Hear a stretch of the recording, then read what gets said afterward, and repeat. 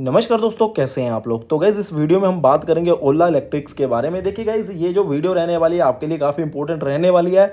आपको ये बात तो पता होगी कि कुछ ही दिन पहले 76 रुपीज़ के प्राइस के ऊपर आईपीओ इसका खुला था और वहाँ से 75% की आपको तेज़ी के साथ आज एक तो 133 रुपये के ऊपर ये शेयर क्लोज होता हुआ दिखाई दे रहा है। वहीं पे अगर मैं बात करूँ आज इसमें आफ्टर 1 ओ क्लॉक, तो 1 बजे के बाद यहाँ पे आपको 20% के अपर सर्किट के साथ क्लोजिंग देखने को मिली है। तो देखिए गाइस, ये वही शेयर है। यहाँ पे आपको, वैसे मैंने तो इसको कवर नहीं किया था, मुझे ये बात श्योर थी कि यहाँ पे लिस्टिंग गेन इसको मिलेगा। बट गाइस देखिए, यहाँ पे आपको पता होगा बहुत से आपको जो बड़े बड़े दिग्गज लोग हैं उन्होंने ये आपको बात बताई थी कि इसको आपने आईपीओ भी अप्लाई नहीं करना है, ये डिस्काउंट पे लिस्ट हो सकता है। और वहीं पे आपको ये बात बोली गई थी काफ़ी लोगों के द्वारा कि ये कंपनी आपको अच्छी परफॉर्मेंस नहीं दिखा सकती। बट हुआ कुछ ऐसा कि कल आपको एक न्यूज़ निकल के आती है, ओला इलेक्ट्रिक ने अपने कुछ बाइक्स वगैरह लॉन्च की जिसके चलते आपको यहाँ पे 20% का अपर सर्कल लग गया। अब दिक्कत लोगों को ये आ रही है, क्या किया जाए, होल्ड किया जाए। आईपीओ में 76 के ऊपर मिला था, इसको होल्ड करें या बेच दें। देखिए गाइस, जिसने भी आज से पहले इसको लिया होगा ना, आज सुबह भी 10 बजे भी अगर आपने इसको परचेज किया तब भी आप प्रॉफिट में होंगे। तो आपको यहाँ पे एक क्लियर कट डिसीजन तो चाहिए, तो वही मैं आपको डिसीजन बताने की कोशिश करूँगा। सबसे पहले बात गाइज, आपको ये पता होनी चाहिए कि जो 20% का अपर सर्कल लगा उसके पीछे का रीज़न यही था कि कल इन्होंने नए दो तीन बाइक्स वगैरह आई थिंक लॉन्च कर दिए थे, जिसके चलते हुए आपको यहाँ पे 20% का अपर सर्कल देखने को मिला है। अब गाइज यहाँ पे मैं आपको एक बात क्लियर कर दूँ, ये कोई ऐसी बड़ी बात नहीं है कि यहाँ अगर इनके नए वेरिएंट लॉन्च हो गया बाइक्स के, इलेक्ट्रिक बाइक्स के, तो वहाँ पे ये शेयर में 20% का अपर सर्कल लगना चाहिए।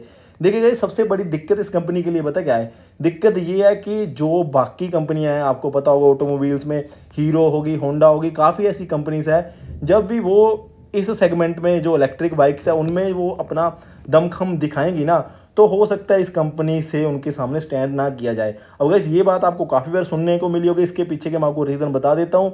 जो आफ्टर सेल सर्विस चाहिए होती है, अगर आप खुद ही एग्जांपल लेके देखोगे, आपके पास अगर ऑप्शन में बाकी जो कंपनियां, आपको पता है 4 से 6 कंपनीज ऐसी है, टीवीएस, होंडा, हीरो, बजाज वगैरह ऐसी कुछ कंपनीज हैं, अगर आपके पास वो है ऑप्शन में और वहीं पे ओला है, तो आपको हमेशा जो एक रहता है ना कि हाँ यार, हमारे पास आफ्टर सेल सर्विस में जो ये बाकी कंपनियां, ये हमें ज़्यादा एक थोड़ा सा रिलायबल लगती हैं, ठीक है ना, क्योंकि इनका नेटवर्क अभी इस कंपनी का उतना बड़ा नहीं है, ठीक है ना। तो हो सकता है कि काफ़ी सारा चेंजेस आ सकते हैं इलेक्ट्रिक जो ये बाइक्स वगैरह, इनमें ये with the time of passage of time ना आपको काफ़ी बड़े चेंजेस देखने को मिलेंगे। अगर ये कंपनी अडॉप्ट ना कर पाए तो वहाँ पे दिक्कत आ सकती है, ठीक है ना। तो यहाँ पे मैं आपको ये नहीं बोल रहा हूँ कि अगर आपने इसको खरीद लिया तो पूरा का पूरा बेच के निकल जाओ, कुछ भी हो सकता है। देखिएगा, इस कभी कभार ऐसा भी होता है, आपने देखा होगा कुछ कंपनियां बिल्कुल ही नेगेटिव परफॉर्मेंस दे रही होती हैं, वो भी आपको प्रॉफिट बना के दे देते हैं शेयर मार्केट में। अब उसके पीछे का रीज़न क्या होता है, रीज़न यही होता है कि मार्केट में सेंटीमेंट्स कैसे चल रहे हैं, वो काफ़ी चीज़ें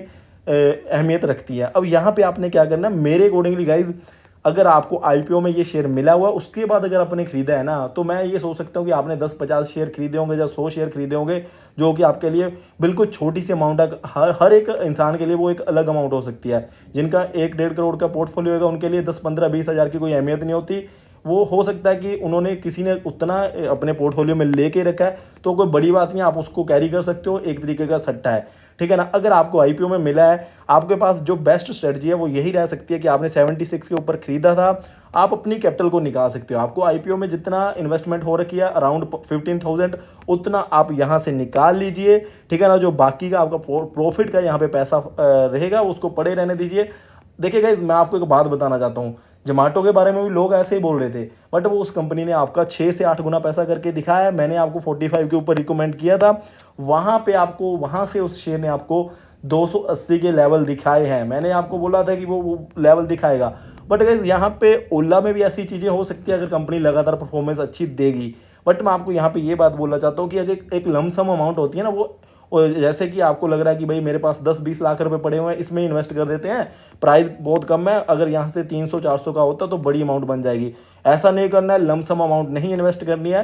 हाँ, आप 2-4% अपने पोर्टफोलियो को यहाँ पे डालना चाहते हो, वो आप ईजिली उतना इन्वेस्ट कर सकते हो, ज़्यादा रिस्क नहीं होती वो, ठीक है ना। बाकी मैंने आपको ये बात बता दी कि कंपनी अगर अच्छी अच्छी चीज़ें लेके आएंगी तो इस कंपनी ने तो ग्रोथ करनी ही है, शेयर मार्केट में भी ग्रोथ फिर होगी ही होगी। तो यहाँ पे आपको बेस्ट स्ट्रेटजी यही है कि अगर आपने आईपीओ में खरीदा था, आपके पास उतनी ज़्यादा कैपिटल नहीं है, तो अपनी कैपिटल को निकाल सकते हो। अदरवाइज आप इसमें लमसम अमाउंट को इन्वेस्ट मत कीजिए, और जैसे होता है कि 20-25 लाख रुपए आप पूरा का पूरा डाल दो, वो ऐसी चीज़ें आपके लिए हो सकता है कि अगर थोड़ी सी यहाँ पे 1-2 करेक्शंस आए तो आपको दिक्कत आ जाए, ठीक है ना, तो पैनिक होना स्टार्ट हो जाता है, ठीक है ना।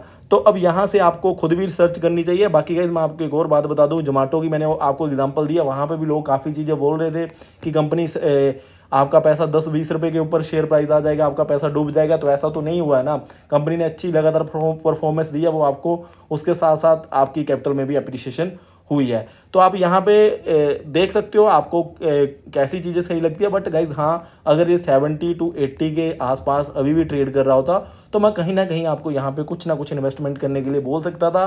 बट वहाँ से ये शेयर प्राइस कुछ डबल हो गया है, तो मुझे भी थोड़ा सा लगता है कि यार कंपनी को इतना नेगेटिव रिस्पॉन्स मिल रहा था आईपीओ के टाइम पे, फिर मार्केट में ये इतनी ज़्यादा जो ये अपर सर्कल लग रहे हैं, उसके पीछे का रीज़न क्या हुआ है। कहीं ना कहीं डर होता है कि यार कहीं ऑपरेटर गेम ना हो। देखिए गाइस, यहाँ पे मैं आपको बात बता दूँ, 100 अगर ये यहाँ से करेक्ट होके मार्केट में सेंटीमेंट्स चेंज हो जाए, ये 100 के ऊपर चला गया और वहाँ पे इसने कहीं 4 से 6 महीने की आपको कंसोलिडेशन दिखा दी ना, तो देखिए आईपीओ प्राइस से तो ऊपर चला जाएगा। वहाँ से हमें लग रहा था कि हाँ वहाँ से थोड़ा सा ऊपर जा सकता है, वहाँ से तो वो ऊपर चला जाएगा। बट जिन्होंने 130 के ऊपर लिया होगा उनको तो बहुत टेंशन हो जाएगी, उनका तो 30% से भी ज़्यादा 40% के आसपास की उनकी कैपिटल नीचे चली जाएगी। तो ये चीज़ें होती है, मैं इसलिए आपको बोल रहा हूँ कि जो ऐसी कंपनीज होती हैं इनमें ना थोड़ी सी रिस्क रहती है। नई कंपनी है तो आपको यहाँ पे जितनी भी इन्वेस्टमेंट करनी है, अगर आपको लग रहा है, आपकी रिसर्च बोल रही है कि कंपनी ऊपर जाएगी, तो आप इसमें एज सिप मॉडल इन्वेस्टमेंट करिए। कहने का मतलब कि जैसे जैसे थोड़ी थोड़ी हर 6 महीने बाद 4-6 महीने बाद आप इन्वेस्टमेंट करते रहिए,